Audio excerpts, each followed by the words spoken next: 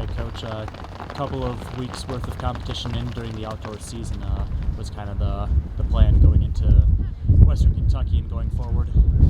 We're taking a bit of a smaller group there to get some specific work done. Headed south to get better weather too. Today's a little bit chilly, and so we're hoping for the best there after last weekend's result of high winds and I don't know, some tornado-like activity. We're just looking for really good weather and another good opportunity to compete with a smaller group, a group that we feel that is going to be our MAC championship team. You mentioned the difficult weather conditions at home last weekend. Obviously, in terms of marks, it's a little bit tough to really get much, and a couple of them the events were very much wind-aided, so you pretty much have to throw some of those off in terms of where you're ranking in the MAC. But other than that, what do you see out of this team that, as far as just kind of dealing with some adversity? Because once outdoor season comes, obviously you're not always going to get a picture-perfect day to compete in. Yeah, last weekend was a test of character in a sense. So dealing with what was going on in the environment, and then getting ready both physically and mentally, and going out there and doing as good as you can. I personally kind of throw away those results just because of the influence of the wind. But I think just again the character that was gained in the individual athletes was pretty big. So when we get the opportunity to compete with good weather, better things will happen. I always say if you're feeling ill or not where you should be for a competition, and you get a good result, imagine what you can do with the perfect weather and feeling great and just being trained well. Good things will happen. So even with bad weather, if we have it this weekend, that's fine. And if we have it the rest of the year, it's fine. I think it's just a test to the character of the athletes, and the more we test that, the better we get. So just like training. And putting the spotlight on a couple of your athletes, how important has having a veteran like Peter Stefanski been as far as trying to get kind of a competitive mentality among your jumps group, and what's the challenge as far as trying to get him not only back to where he was a couple of years ago when he was a little healthier, but also getting him to surpass that and have a big senior year? He has taken the initiative just to make sure that he can justify the time spent as a student athlete here. He's made some changes that have impacted his ability to perform not only at meets but at practice. I think a big mark is still coming, whether it's this weekend, next weekend, or not till the MAC championships. But he's decided to make the changes, and he's leading the group, not necessarily verbally, but they just by example. And he's been huge in my transition as a coach here. He's enjoyable to work with. I think that the best is yet to come with him, and like I said, he's enjoyable to work with because of those. He's another guy that has strong character, has high goals, and I think that we're going to achieve them before he graduates this spring. From a senior to a freshman, Caitlin Redmond has made a bit of an impact both in the short hurdles and over in the long jump. Where do you see how much of an impact have you seen her make, and what's really the limit for her potential going forward these next few years? I don't know if I could put a limit on her potential.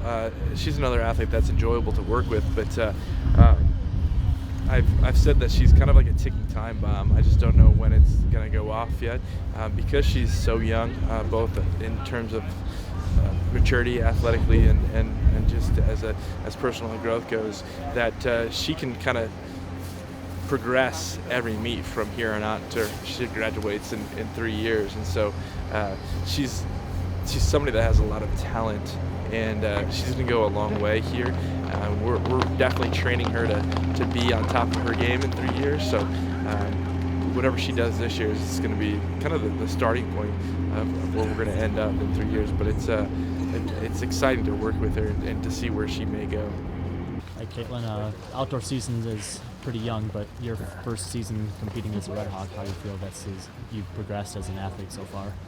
I feel like I progressed a lot. I mean, not just me, the team also. Coach Peterson came in here and he knows what he's doing, so I think we're progressing really well. 2 outdoor meets in, obviously a couple of your events, long jump and 100-meter hurdles, were a little bit wind-aided and some pretty difficult conditions to compete through. But how does that kind of strengthen you as far as just being able to compete through some of that adversity? Because obviously outdoor season, you're not always going to get the pitch-perfect conditions to go through. I feel like it helps us a lot. I mean, not only to overcome the adversity, but like we get to push through and know that we're strong enough to push through it. And then, when we do have good weather, then we can get good marks and good times. If you had a chance to kind of look back to how your indoor season started, how do you feel you've kind of progressed and gotten stronger? In what areas have you really been working on to shave some seconds off of your time, a few tenths of a second off your time, and get some bigger marks and jumps in the long jump? I didn't have a great indoor season, but I feel like we really progressed and got stronger for outdoor. We've been going hard in the weight room, so outdoor I'm looking forward to big things. Month away till the NEC Outdoor Championships. What are you trying to build on between now and then? I want to improve my own marks and get like personal PRs. As a freshman, it's hard to go out there and do, especially when they expect things from you. But I hope to do good outdoor max. Pete, another outdoor season underway. Last week was a little bit of an adventure with the wind. How much stronger does that make you trying to go through kind of the adversity that you see when it's outdoor season and the weather's not always picture perfect and you're trying to get your marks? Yeah, I mean, adversity is a big thing in every outdoor sport, so you're going to have to learn how to compete in any kind of weather.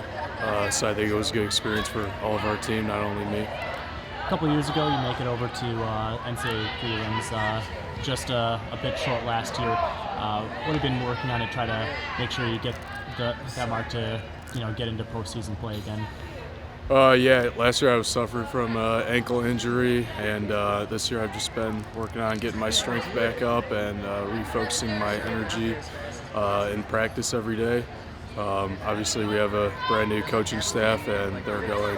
It's going awesome, I think, for all of my team. So I think that it's going to be a good year.